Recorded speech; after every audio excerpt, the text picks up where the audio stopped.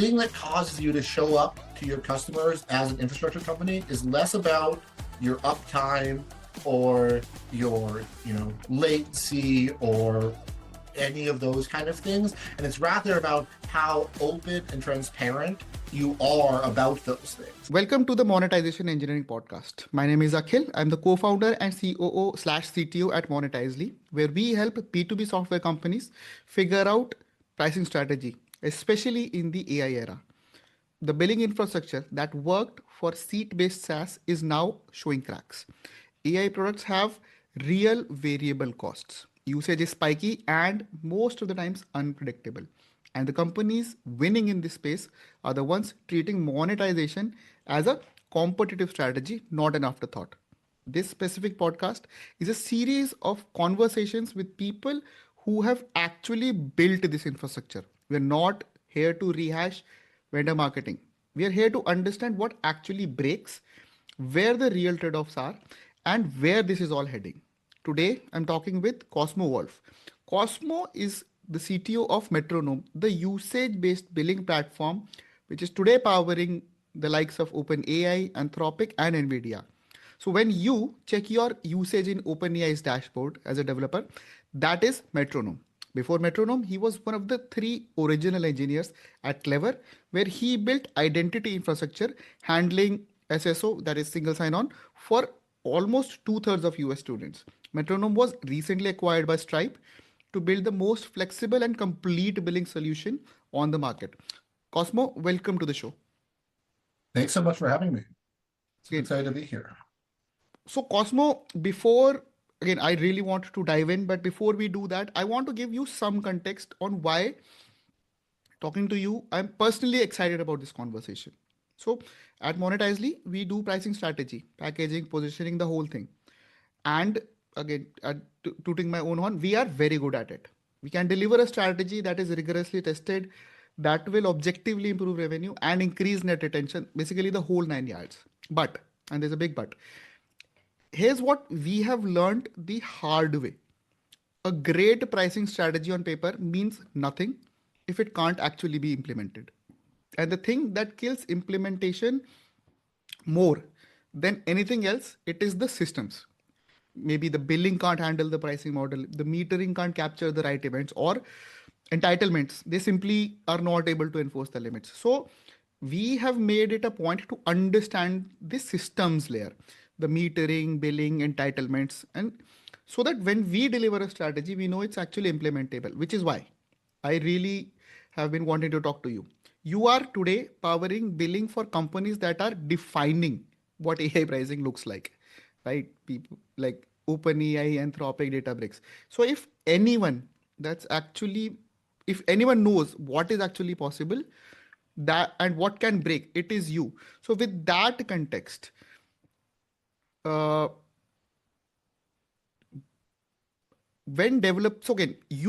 repeat myself. You build the usage-based billing for what might be the fastest growing API in history. And right now I'm talking about the OpenAI API.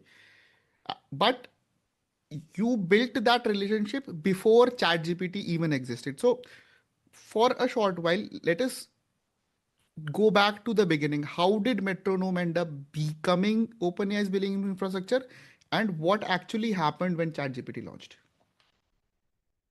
Yeah, it's fun to go back because that would, it feels like relatively early in the lifespan of Metronome at this point. But Metronome was actually founded before this kind of modern age of AI, the AI boom. And when we were founded, the principles for Metronome were still roughly the same around we want to enable companies to be nimble and iterate on their pricing and packaging, especially companies that were trying to move to usage more. So at the time, before AI, we were fairly focused on infra SaaS, like Confluent, you mentioned Databricks already, which is, sort of AI and whatnot, but Confluent especially is like pure infra SaaS. And they're another big customer of ours. And a lot of our early customers were these infra SaaS companies that wanted to maybe move from on-prem businesses with flat license fees to cloud businesses with usage, or maybe they just had a cloud business, but they were feeling more and more competition in the space and wanted to be able to iterate and be nimble on their monetization. And so we kind of cut our teeth supporting these cloud businesses. And then when OpenAI, so our relationship with OpenAI started, like you said, before ChatGPT, they were releasing DALL-E, the original kind of image generation model. And DALL-E was their first kind of not, it was going to stand beyond a research launch, right? They wanted to kind of like open it up to the world, that people play around and see what people were able to create with this kind of very visual.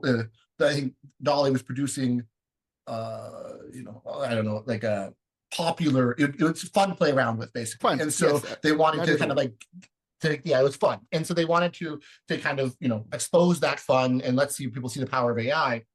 And like you said, the AI costs are super variable, and also just like the margin is very low. And OpenAI at the time was a research lab. They Yes. still are. But like at the time, they didn't have a monetization motion. It was just we need to cover the cost of these GPUs. And so there wasn't that many engineers at OpenAI at the time on their kind of applied team, or the team that's building the kind of infrastructure to then to expose the research. And the going from having these internal models is kind of like playground demos, but then go to okay, we need to have accounts and logins and password resets and the playground, all that was net new at the time for DALL-E. Yes. And so billing was something that they obviously need to do, otherwise they were going to blow through the money on the GPUs. But it was way down the list of like what they wanted to apply, and it was something like 5 engineers at the time, if I'm remembering right. And so they came to Metronome, and we had been, we were much more early in our product journey as well, but we were powering revenue for, like, at the time, much larger companies, right? These infra SaaS companies were, by any kind of like revenue metric at the very least, much larger. And so we had a pretty proved out story. And OpenAI, I don't remember exactly how long it took them to go live, but it was relatively fast because, again, they were kind of starting from zero. And we powered the DALL-E launch. And then the core principle of Metronome which is allowing you to iterate and change and launch new products quickly, which is becoming kind of table stakes, if you mentioned. Yes. But so then when it came time for ChatGPT or the GPT APIs, or now we've done, at this point, hundreds of product launches with OpenAI at various points. They just kind of built that onto Metronome, and we've grown with them since, through the GPT growth, which was very fast. Okay, so again, I was reading somewhere, Scott called it this relationship Metronome's own ChatGPT moment. So how was it growing with them? Because their growth simply exploded, right? So how were you able to keep pace with that? Yeah, I mean, it was a lot of blood, sweat, and tears, I think. And we had we use Slack heavily, and we had a Slack channel called, this would have been I think Long November it was called, because it was just a very long November of having to add sharding to places that were previously not sharded, or scale out systems that you didn't even really think about being in the hot path.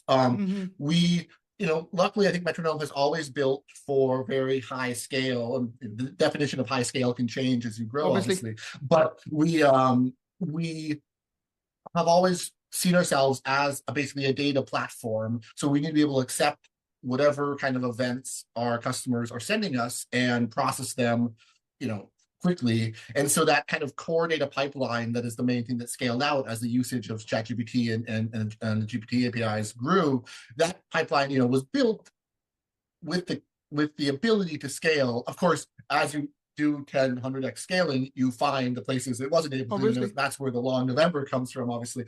But it was not something where we had to completely re-architect the system. In fact, the system that powers our metering today would look familiar to someone who worked on it back then. There hasn't ever been like a total re-architecture or anything like that, more just scaling out individual components. And so we got kind of, you can say it's luck, or we got lucky by hiring really smart people early on that built it was skill or something. I don't know, some combination of that allowed us to have a really solid foundation that, was painful but possible to scale 100x or whatever with ChatGPT. Whereas, I know other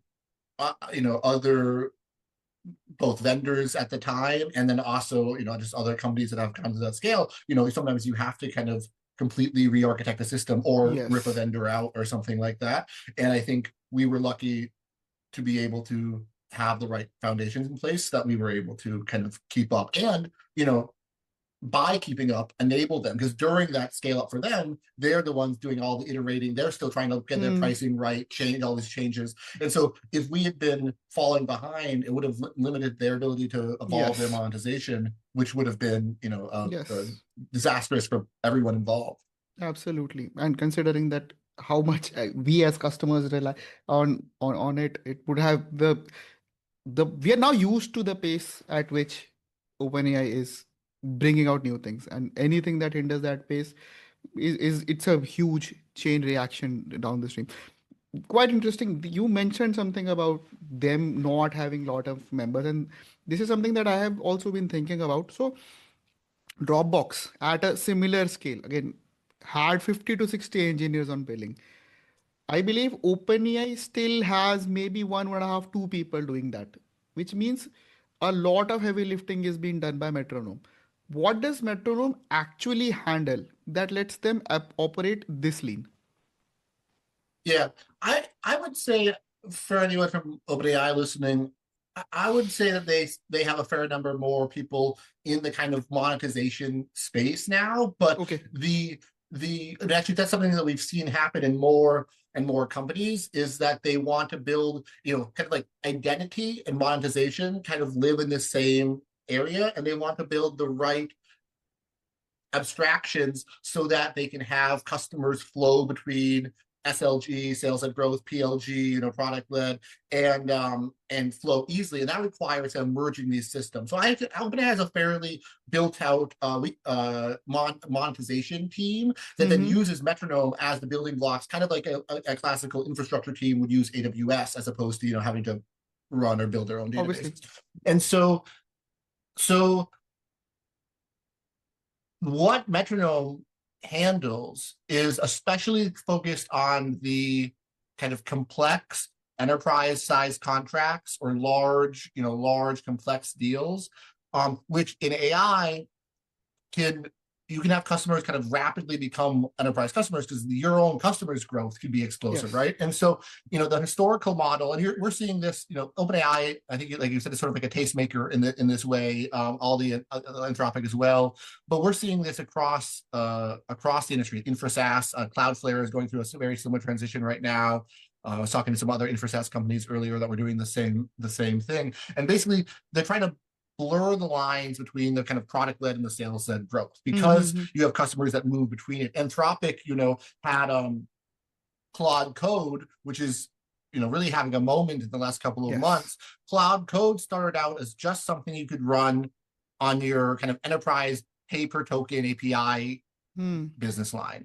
And then it started to be explosive, and they wanted to kind of bring it over to the subscription-based kind of Claude.ai business line. And that blurring requires you kind of have one monetization platform within the company, right? Because if you want to swipe your credit card and pay for this, then you have to go through a sales channel to pay for that, and then this third product doesn't work unless you are in this system. It really slows the growth that you're seeing with, for example, Claude Code or OpenAI as well. And so I'd say the teams internally at these companies want to focus on building that. How can we have one source of identity? How can we track a user, make sure the user is kind of like all in one system? And then how are we making sure that we're collecting money from them for whatever they're using? And so that is where they can bring in, parts of Metronome, now parts of Stripe with the acquisition, and then, build kind of like one. We want to say, let your team focus on what's right for your business, and then we can handle all the hard work. So, Stripe is handling authorization rate, optimization in different geos and that kind of thing. Metronome's handling executing these complex contracts for your enterprises. Maybe you're using Stripe for your subscriptions, Yes. that kind of thing. And all together, we're enabling your kind of monetization team to build this whole cohesive layer that lets your customers not ever feel friction if they want to spend more money with you.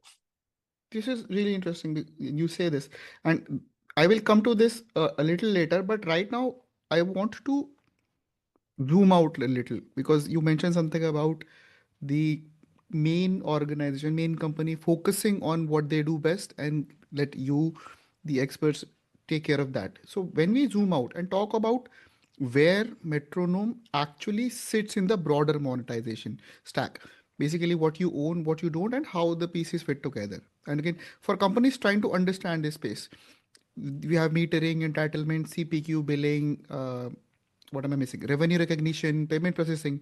There's a lot of components in the monetization stack. It is quite fragmented and it is confusing. So for some clarity, where does Metronome actually sit in the stack?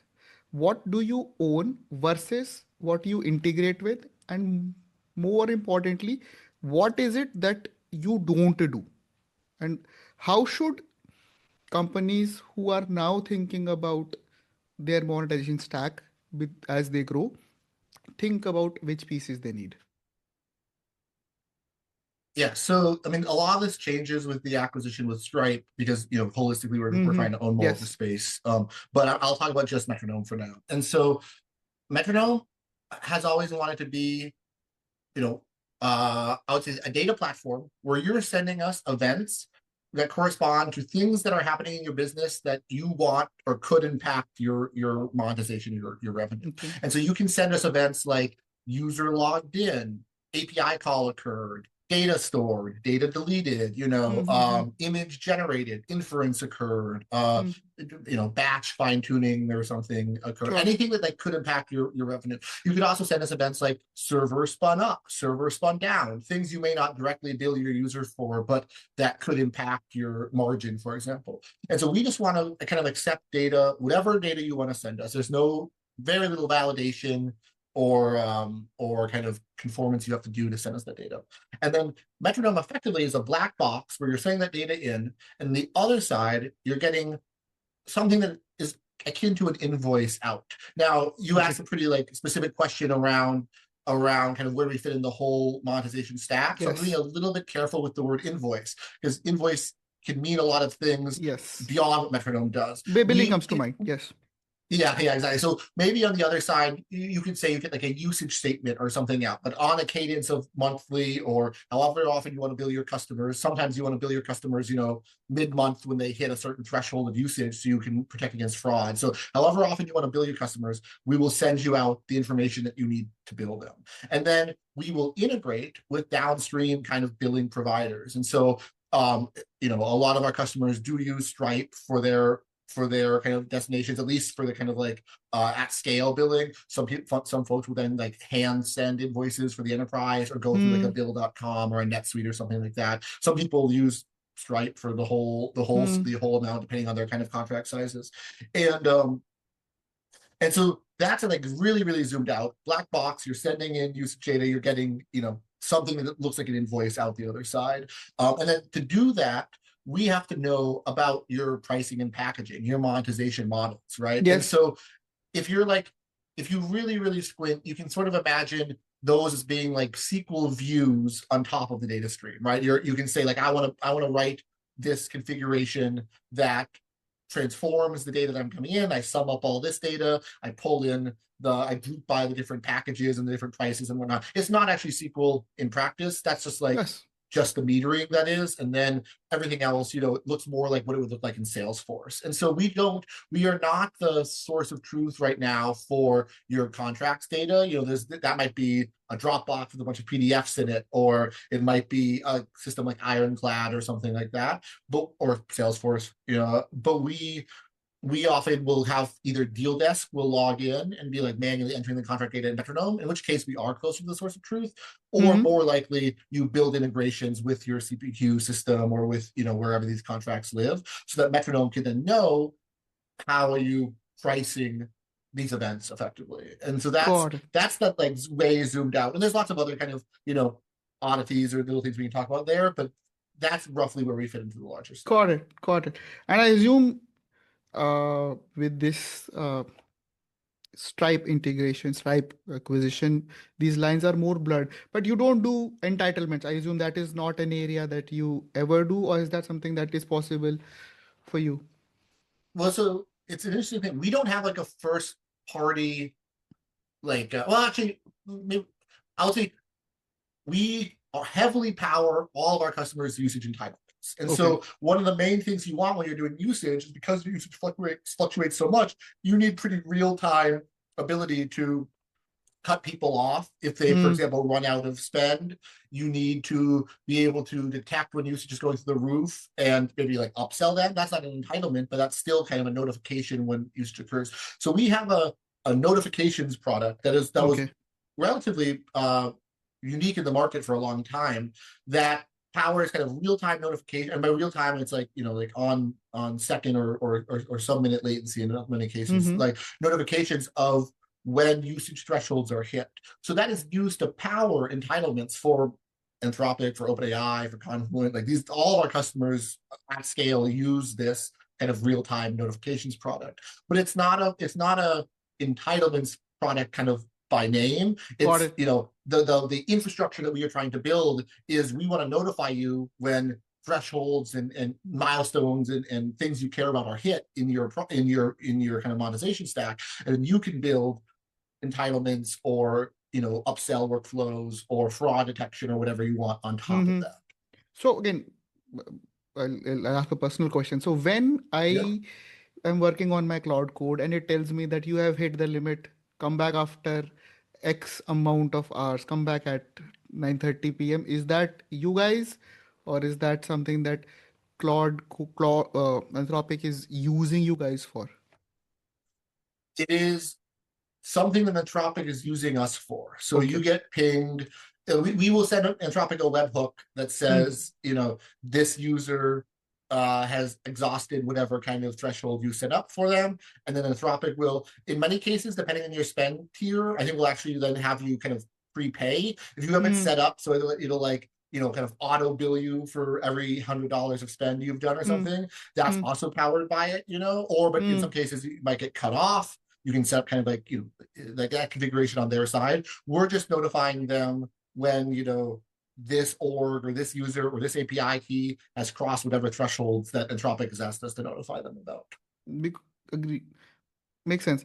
The reason I ask is because sometimes these cutoffs happen mid-request. Because again, the usage metric is now tokens, no longer API calls or the job that is working. So the way I understand this is, unless it is almost near real time, cutting it off mid request is going to be hard. So how have you thought about this problem and how have you scaled for this? Yeah, I can't speak to what's actually happening on the Anthropic side, but we definitely are always working to drive our usage and notification latency as close to real time as possible. And even leaving aside the notifications, we want to show real-time usage on kind of the draft invoice. So if you're like seeing your spend in the Anthropic dashboard, for example, you're seeing it close to real time, as opposed to, in the past eras, maybe you'd see it the next day or something like that. And so that, you mentioned kind of earlier on, we use Kafka heavily. We try to move as much of the actual invoice computation into the stream as possible. And then we just really work to drive the kind of SLOs and the down and the latency down on that system. And that's a big part of what our users are buying when they're kind of buying this infrastructure. Is on one hand, they want to have the flexibility to roll out any pricing model, but we also have to be able to compute that pricing model in close to real time to power whatever experiences they want. Makes sense.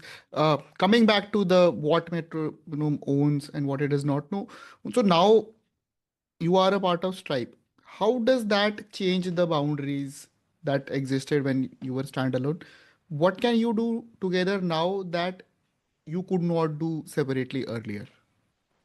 Yeah, it's a great question. And, the deal closed officially 2 weeks ago, I think. And so, as you might expect, you're very early in kind of mapping out what that looks like in practice.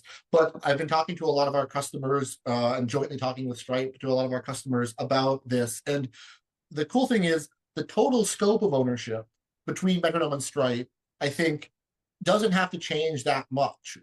Stripe owns a lot of amazing tools like invoicing and RevRec and funnel optimization and checkout upstream that we have, I would say, historically had okay integrations with, right? Like Yes. we will export RevRec data or we will connect with Stripe invoicing product, but they weren't first party integrations. Yes. And honestly, like, Stripe and Metronome were, both competing, but also partners. It was kind of an Makes sense. interesting dynamic. And so now what's very clear is that we are going to be able to provide one holistic experience for any kind of monetization challenge you have, from stablecoin money movement to fraud detection to revenue recognition and actual collection of invoices to optimizing payment rates on those invoices you collect, all powered by some combination of the Metronome and Stripe world-class billing system, for lack of a better word. I think the breaking down the barriers between those different product and formerly different company lines and being able to provide that one unified monetization infrastructure platform so that the teams at OpenAI and Anthropic and wherever else can just focus again on building the systems that they need internally and not have to worry about any of this like monetary complexity. That is the kind of North Star that we're working towards as we start to figure out where do we want to integrate first, what are the places that we see that our users having the most friction that we can break down for them, that kind of thing. Interesting. So let's talk about something that is a little more tactical for the listener. Yeah. According to you, what does the ideal monetization stack look like? So let's assume you are advising a company at 20 million ARR on how to architect this. What should they own internally versus what should they immediately buy, and who should own that organizationally? And the last bit is where I would want you to spend a little more time. Who should own the monetization stack? And again, the build versus buy is the perennial question. Yeah. The first thing I would say is be very wary of build here, because it's a deceptive space. I would say it's fairly easy to build a billing system for like a specific point in time, right? If and this is how companies operated 10, 15 years ago when they didn't have to evolve their pricing packaging very often. It used to be possible to build, $1 billion business, never really changing how you build for it. But now that's not the case.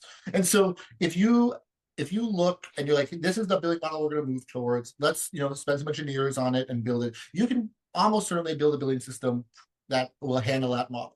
But it is very unlikely that you'll be able to build one that is future-proof for the next model and the next plus model and whatever the changes that are going to come down the pipe are.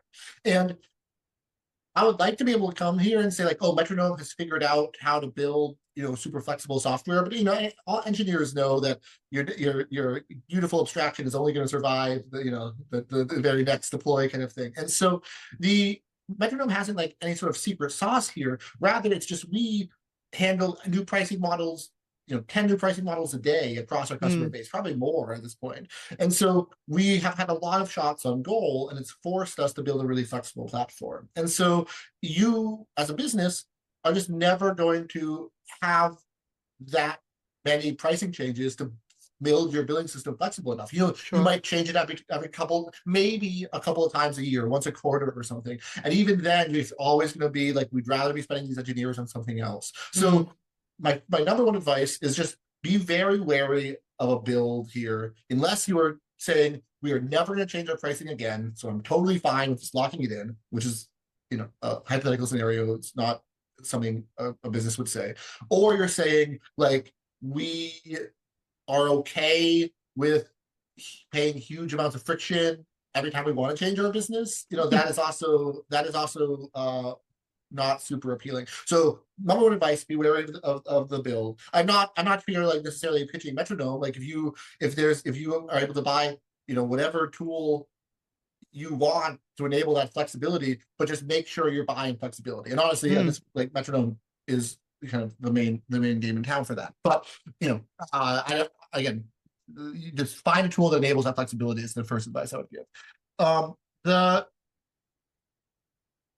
The other parts of the monetization stack, I am a little bit less opinionated about. I think a big part of it is kind of figuring out what are the business workflows, the flexibility that you need to support, and using it. Most people use Stripe for the payment collection and some of the other kind of like checkout and that the kind of stuff around the actual monetization model. And that's because Stripe is a world-class product, and they're have built incredible. And I think they have a new website this week that says they're powering something like 1.3% of the GDP or something of the world's GDP, which is insane. So I'm again not here pitching Stripe. Just buy whatever the best tool is for the kind of peripheral as well.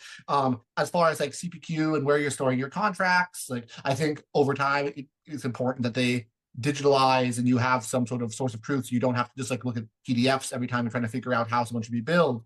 But there's lots of different tools, and I've seen companies build huge revenue stacks on top of Retool for their contracting. I've seen other ones use it, Salesforce or more purposeful solution. Yes. And your final question was kind of like who should own monetization, and yes. This is a hot topic, I think. We have a white paper out around the kind of chief monetization officer. So if you're interested in that, you should just search that up on Metronome. You can find it on our webpage. But broadly, our belief is that monetization is becoming more core to how companies kind of compete in the market. The market's matured. There are more competitors.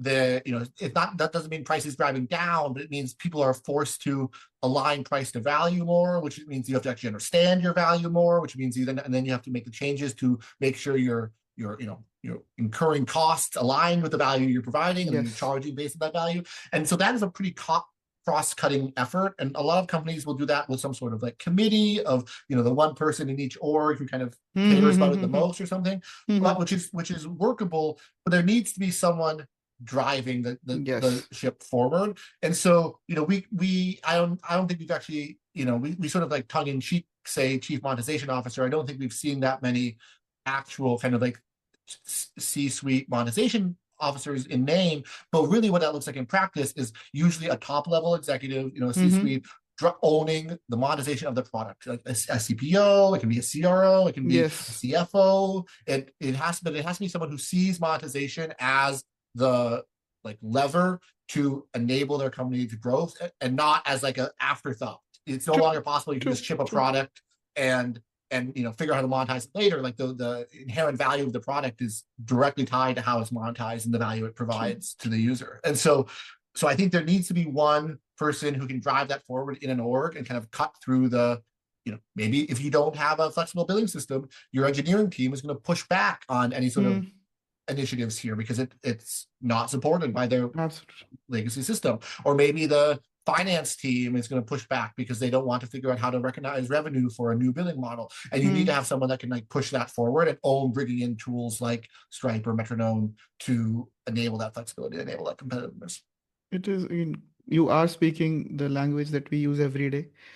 And the number of times that we have seen people say that, oh, we did a pricing strategy project, we got a strategy, but it was never implemented because our billing system could not implement it. And that is primarily because there was no inherent owner of the initiative from the get-go who would have figured it out early on that one of the key requirements is it needs to be implementable in the billing and the CPQ system. So it really resonates with me. Plus the distinct, so customer has always been doing a mapping of value and price. When a customer makes a buying decision, they always see value, but SaaS companies historically have not been. Once you have 500 customers, the cost to serve the 500 first customer is you can say zero, negligible. But that dynamic is no longer there because again, thanks to AI, your 500 first customer could outuse you to kind of net negative revenue.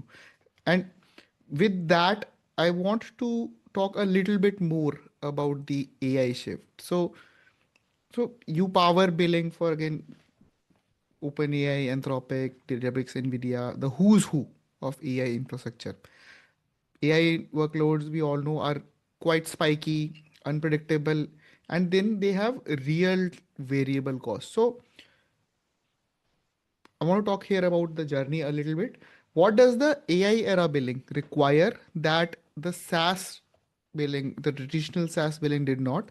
And what is it that fundamentally breaks when you are billing for something as dynamic as a token instead of something like a seat? Yeah, I think this comes back to the real timeness that we talked about a little bit earlier with you getting kind of cut off mid request for better or Hmm. worse in the using Claude, where if you are having these really spiky dynamic workflows, it becomes critical to have basically every part of your billing stack be real time. It Hmm. no longer is possible. Like if you put yourself, imagine a world where Anthropic could only get uh, daily usage rollups from the Hmm. Hmm. past day for their users, right? You can burn through literally hundreds of thousands of dollars of real cost, not Yes. even like a spend, but like actual hardware costs in that time using these frontier models. And so the ability to onboard kind of untrusted small users and then let them grow organically would not exist in a place where they could only kind of see how much usage occurred daily at most. And even daily is a fairly real time in the scheme of Hmm. things. Historically, billing has been monthly. And so you you need to be able to know how much is this user spending basically as it's happening so that you can do things like pre-charge the user, right? You can Yes. say, I want to collect, and this is I think how the Anthropic works now, is like I want to collect every $100 of spend. I want to have the user prepay for the $100 of spend, and then when they are running low, I'll kind of like top up. We call that kind of threshold billing, because that enables you to take much less fraud risk effectively, right? Hmm. We've worked with a lot of our AI companies to help them reduce their fraud rates because people will be putting in fake credit cards, and then even if you're doing it in real time, maybe the credit card then can't collect, so they want to again pre-charge and make sure that things are paid for before they're used. But you can take that into me like any other parts of real time as well, right? We talked a little bit earlier, like, and users want visibility. Users want to be able to set spend controls, right? If I bring Claude into my organization or Claude code, I want to be able to make sure that a user is not going to blow through again hundreds of thousands of dollars. It's very reasonable Hmm. in Claude API tokens, just powering Claude code without some sort of check and balance. And now, Yes. if you're an AI organization, maybe that's actually a great thing. This user is super productive, but I want to have that control. Otherwise, it's like a whole new variable cost that on top of headcount that I'm not even accounting for. So being able to give those end user visibility control is super important. We actually saw this happen initially with OpenAI Hmm. building in spend controls and into their kind of like per API key limits, and we've seen that kind of proliferate out into even outside of the AI industry. It's much more common now to have kind of these AI the API key based spend controls. We see kind of our customers coming from all sorts of different industries and asking for controls and limits there, directly inspired in many cases by the OpenAI experience or Interesting. OpenAI experience. Interesting. So it So is I, real time. Everything's real time is maybe my role of that. okay. So let's talk about the other side of the billing infrastructure, the customer side. So I was reading somewhere that you have said that billing can SAR any of the goodwill the product has earned from being valuable. And AI billing, as we just discussed in a very good amount of detail, is especially prone to that because again costs are less intuitive. So for your customers, how do you help them, your customers, basically avoid giving a bill shock to their customers? Is that something that you help them with, or you are more like that? I can you need to make the decisions. You have to ask me what I can do, and then I will do it for you. is definitely something that we help our customers with. It's another kind of core part of our product strategy, I think, is the ability to connect Metronome into your kind of billing experiences. What that often looks like is people kind of hold AWS up as the gold star here. The AWS Cost Explorer is you can break down your costs however you want. I personally think the AWS Cost Explorer could be a lot better, and I want Metronome to enable our customers to build something even better than that. But it's still quite powerful. And so, we just want to give the way you avoid kind of losing that customer trust is giving customers visibility so they know how much they're using before they get paid for. They can of course correct their usage. So giving them visibility implies being able to slice and dice the data. If I see that my Claude spend is let's say $10,000 over the last couple of days, I might want to break that down and understand if it's from like Claude code, or maybe it's a project that I'm running. So I want to be able to break that down and say, and I'd be like, looks like our marketing team spend on Claude went way up in the last couple of days. That's because they're preparing for a big, conference or something. And but being able to really break it down and understand where that's coming from is the number one thing. And then being able, again, set limits and controls. So if I, as a user, want to limit the marketing team spend, then I don't have to worry about it. And I won't ever kind of like get to the end of the month and realize that, we burned through way more than we should have because of, people not really thinking about how much their usage costs. And so visibility and control are the ways that you as a company earn that customer trust or preserve that customer trust. And we have a whole bunch of products that, give you the data in real time to power that visibility and control. Interesting. I have one quick follow-up on this thread only. Yeah. Which is, so things like, if I'm an AI company, right, I'm building a new fresh AI tool. So now I have a lot of options when it comes to metrics. Things like I can do token-based pricing, I can do the new and hot outcome-based pricing, I could be doing GPU seconds, a lot of those. Now, and I believe Metronome is capable of metering and handling all of those. But how do I decide which one should I actually charge for? So one answer is you come to someone like me who is a monetization pricing strategy expert. But is that something that you have a way to help companies figure out? Is that something that you guys do with your new customers? It's something that we, by virtue of being, in the space, we think about a lot and can advise on, but that's not like a core business line for us. That's kind of like a icing on the cake. If you get Metronome, you're using Metronome to power your systems. We have a lot of smart people here who are happy to come and kind of talk to you about what we're seeing in the market. We've given talks on whether or not outcome-based pricing is right or wrong for different businesses and whatnot. So we have a community of other folks. We were happy to connect you with other folks who kind of gone through the similar evolution as you, that are, our customers are in the same space as well. But it's not like we have a product here yet. We will do stuff to help companies kind of experiment and test different pricing models and maybe back test and see how much they would have made had they priced like that kind of thing. But we don't have like a first party product that is, going to suggest your pricing. And I think going back to your question earlier around, where the responsibilities are for this modern monetization stack, that's something where really like you as a company should feel control and ownership over, because we're never going to know your product as much as you. You might, work with someone like yourself to come in and advise more on like closely with the company. But Metronome's main goal is whatever you decide, we should be able to support, and we can give you the data to help you make those decisions as well. But we want to let you price your products, because it's like a very competitive, that's how you win the market, is aligning that price and value and your monetization strategy. Makes sense. So from what I understand, the idea is that you recommend that the company logs everything, they track everything. So they let them track the tokens, API calls, and the GPU minutes. They start with one metric now, and then once they have enough data, then they can back test everything and then evolve. But if they don't have the data, then none of this is possible. And that actually again makes a lot of sense. Now, this is so again, let's again get a little. I want to pick your brain on. Let's say you are I am a $10 million ARR company. I'm growing fast, and I'm trying to figure out the monetization stack. I think we have touched on this a little earlier, but right now, what decisions should I be making?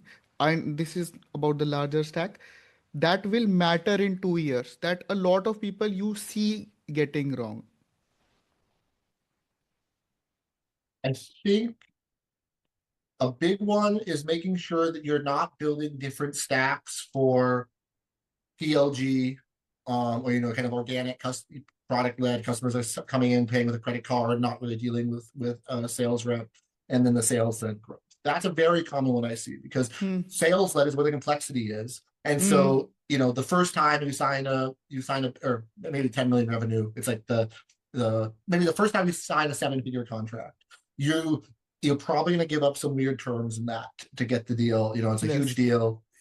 You'd sacrifice, and it probably is not going to fit into whatever systems you have built already. And so you're very inclined to like, oh, let's just do this with spreadsheets, Hmm. for a while. And then the next, let's say you're successful in growing and you sign a couple more deals of that magnitude. Suddenly you wake up one day and you have your majority of your revenue concentration is being done in a manual system, and Yes. then you have your old kind of legacy system, and bringing those back together is very difficult and sometimes never happens in a company's life Yes. cycle. And so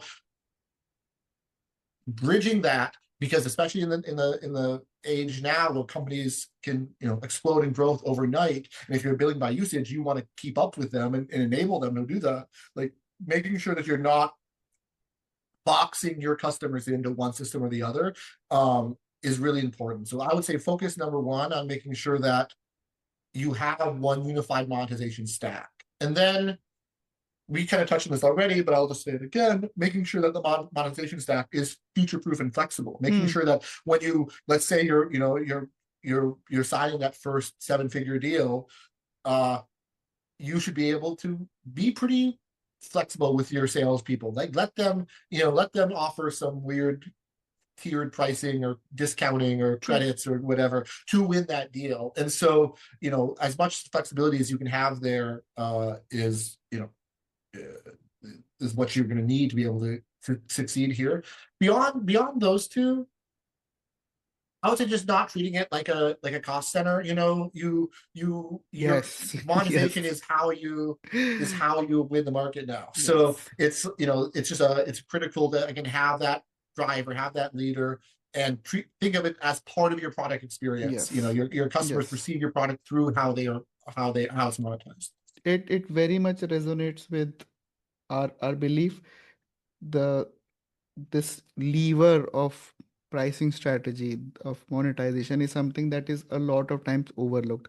What people tend to do is if they are looking at stagnant monetization, stagnant revenue, they try to throw more money at sales, they try to throw more money to marketing, but not see how they can monetize what they already have. Maybe change change the structure, change the pricing model, something like that. So, okay, let me ask you something which is a little again coming from your personal experience. So you've seen again the use who OpenAI, Anthropics all design their pricing models. From the implementation side, which pricing models are easy to implement versus absolute nightmares?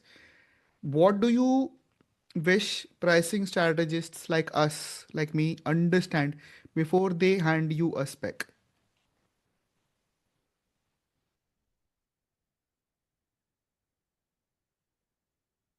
Good question. I'm gonna actually I have an answer here, but it's actually this one's pretty easy to represent like in the billing system, but I think it's Hmm. hard for businesses. You mentioned this already, but outcome-based pricing requires a lot of things to be true to have it make sense. And so I think Yes. we see it taking off in the kind of support agent space. Yes. That's one where it happens to be the most applicable. Hmm. But I've struggled to see outcome-based pricing kind of take off in other spaces because you need to have an agreed upon, like, it needs to be easy to agree on the outcome of it occurring or not, right? Like, did the Yes. ticket close or not? But even then, ticket close is kind of like you can just close every ticket if you know, like, and so it's kind of fuzzy. And then you need to be able to easily attribute, did the agent do it versus something else, like, right? If you have an outcome-based pricing, which, like, did the deal close, but then did a human salesperson close the deal, or did the AI sales rep close the deal? That's like blurry, so it doesn't work as well. So support agents, pretty verifiable that the agent closed the ticket, and pretty verifiable that the ticket got closed, although it's a little bit fuzzy there. Outcome pricing makes sense there. If in other industries or other verticals where you can't kind of agree on the, like, attribute it to the agent and then also agree if it happened, it's very, very hard to do outcome-based pricing. As far as, like, technical, what's hard to represent, honestly, the biggest answer that comes to mind for me is we will often get folks who are bringing over kind of like PDF contracts, and the way that the system, like, PDFs are not code, right? And so it's Yes. kind of like up to interpretation, and then also up to past implementation to decide how to, like, compute a vague contract. And so this is less of like a hard, like, it's like, again, Metronome's pretty flexible. We support most of these things. I think just recognize that, it's very unlikely that you're going to have, like, perfectly, like, computable contracts, especially if you're kind of coming over from doing this by hand. And what you're really trying to port over is, like, whatever your finance person in the spreadsheet was doing before your billing system or before Metronome. And that's somewhere where we see a lot of, I wouldn't say difficulty, but more like surprise during implementation, where it's like, oh, we're effectively finding bugs in the legacy system, because the legacy system is again, up to interpretation. But beyond that, I have a personal vendetta against volume-based discounting, where once you cross a threshold, all prior spend is less, because it requires rewinding time in the stream. But Metronome supports that at great personal cost, I would say. So I have a vendetta against that, but if it works, if it makes sense for the business, then do Again, it. But yeah, those are my kind of like three answers. as you mentioned, if a seven-figure deal has to be closed, it has to be closed. Exactly. Perfect. Again, before we come into the close, before we wind out, you went from being a founding engineer to now a CTO. You scaled through a ChatGPT movement, and then you just went through $1 billion acquisition. What is the biggest thing you know now about building an infrastructure company that you wish you had known when you had started earlier? It's a good question. Because you asked about building an infrastructure company specifically, I would say that the thing that causes you to show up to your customers as an infrastructure company is less about your uptime or your, latency or any of those kind of things. And it's rather about how open and transparent you are about those things. And so AWS, you can go into AWS and you can see the performance of your, load balancer, let's say, and you might see a spike on it when they're having an outage. It might not even be on their status page, but you can have that visibility.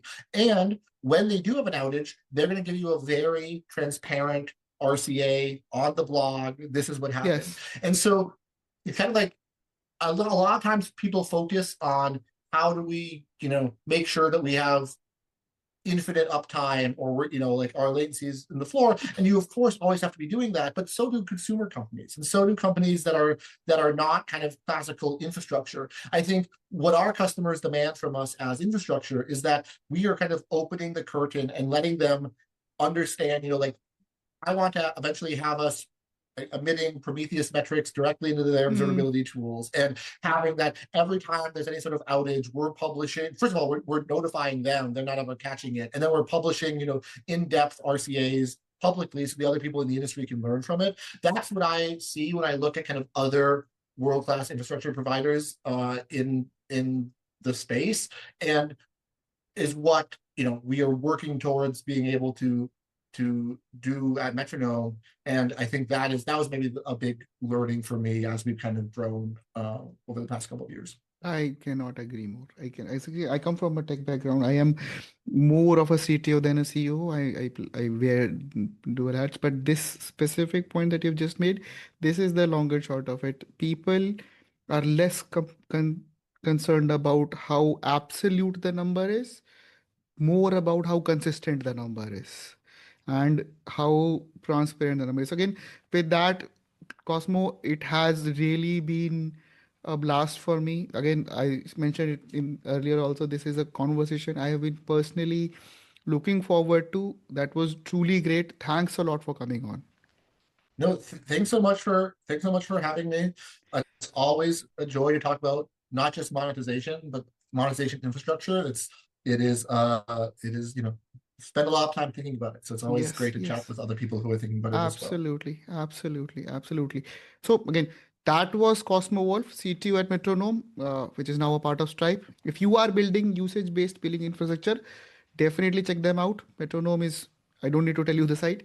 This is Monetization Engineering Podcast. If you are dealing with pricing, packaging, or the systems that connect usage to revenue, that's what we do at Monetizely. Thank you for listening and see you the next time.